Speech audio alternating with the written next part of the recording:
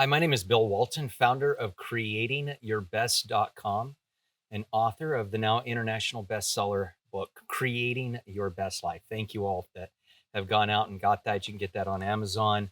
And really, this is really the centerpiece of the topics that we are having here on Facebook and answering the questions that we've been tackling over the last several months. Questions that have come to me over the past couple decades, actually, and questions that we find that are really at the forefront of those of you that are wanting to create your best life. So today's topic, the question we're going to be answering is it really possible to change the way I think? All right. So is it really possible to change the way I think? Well, first of all, the answer of that is absolutely yes. And the answer also, part of that is that it is a must. If I'm going to create my best life, it is critical that I change or alter thought patterns that have really created a life that I'm living that I'm not satisfied with. I do not believe it's the best, right? I don't believe that that's my best life. There are thought patterns and thought processes that attribute to that. Proverbs chapter 27, there's a biblical truth that I found as the cornerstone of whether they were believers or non believers that I studied. As I'd mentioned, we have really, for the last over 2 decades now, have looked for, searched out, and studied those that have been very successful in business, those that have been the most successful in influencing their surroundings, and in every case, I found that they centered into this one idea that their thought life was central to who they became.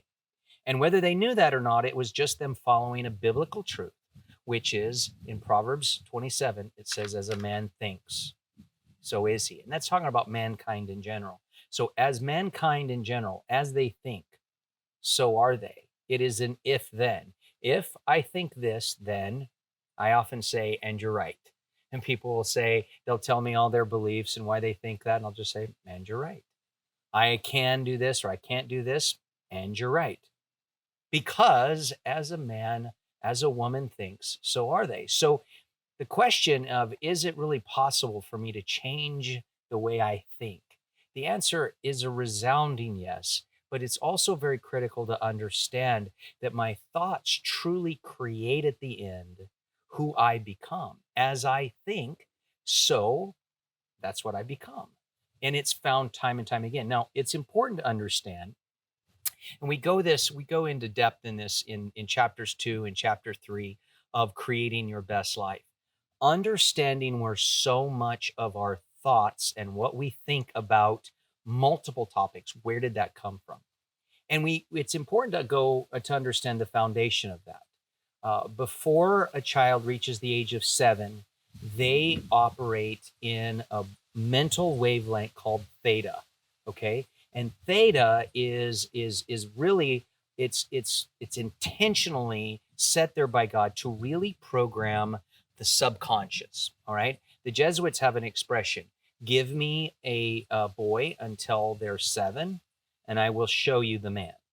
And really, age 7 is what science has really tracked, that prior to age 7, children operate in this theta wavelength, and that is really allowing for the programming of their subconscious. It's there to teach them the way they think about life, money, or languages, what are appropriate social skills.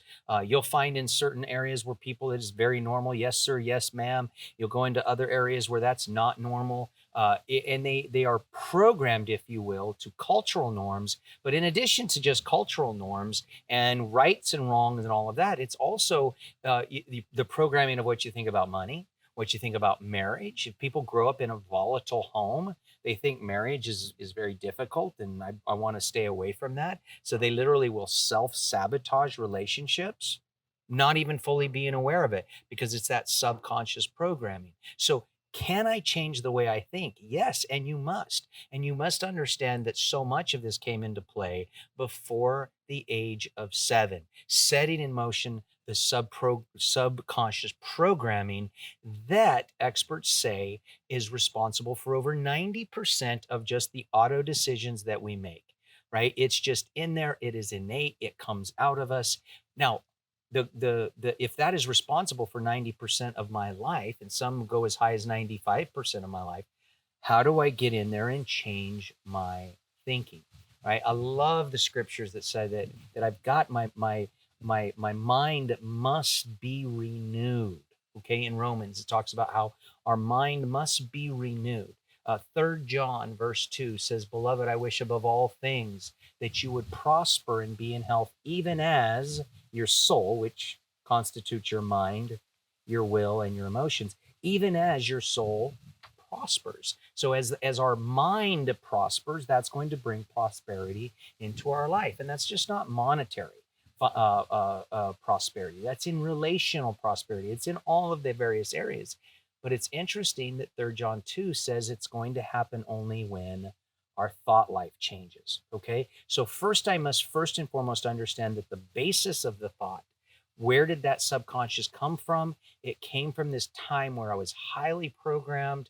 My surroundings really built in these ideas in me. And then often from age 7 going forward, most people just reinforce what they were taught in that. And we create these patterns of thought that then inevitably end us up where we're at, thinking about what we think about relationships, thinking what we think about money, thinking what we think about debt, thinking what we think about business and business success, thinking what we think about God, all of these things built in.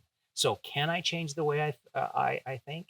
Yes, and you must. So this is the first part. In our next segment, we're going to actually go farther in depth on how exactly I change the way I think so that I can create my best life.